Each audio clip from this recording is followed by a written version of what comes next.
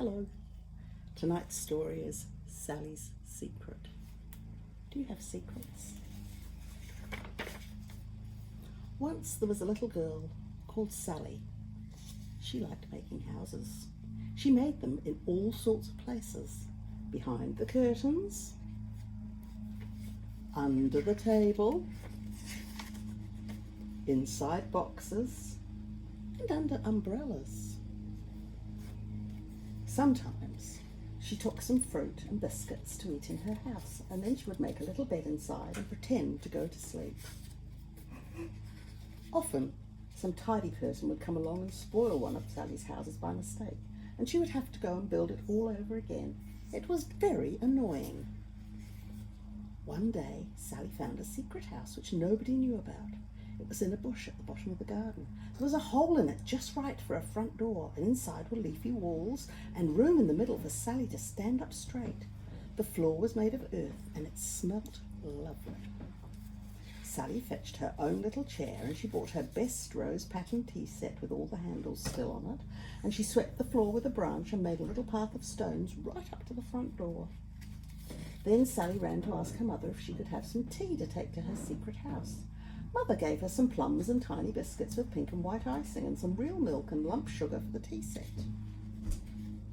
Sally set all the things out in her house, and she arranged the plums and the biscuits on some big leaves and bunches of flowers in a jam jar, and when everything was ready, it looked very elegant.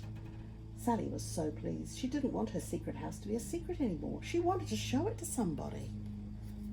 Her friend Rose was in the next door garden playing in her sandpit. "Come and have a tea party in my secret house," Sally said. Rose said she would come if she could dress up. So Sally showed Rose her secret house, and they had a tea party. And Rose looked very smart in her hat and shawl, and Sally poured out and asked, "Do you take sugar?" And they talked about babies, just like grown-up ladies. When all the plums and biscuits were eaten and only the crumbs were left, they heard a swishy noise outside the house. Someone's coming. It was a stripy cat. She came into the house and sniffed all the teacups, rubbed her soft head against Sally's legs, and walked out again. A little while later, a brown bird fluttered in through the front door. He looked at them with his head on one side, and Sally and Rose stood very, very still. He hopped about and he ate some crumbs, and then off he went.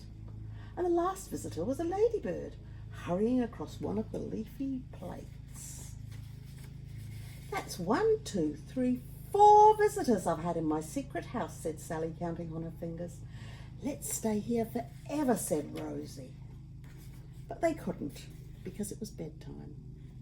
And now it's your bedtime. Night, night. God bless.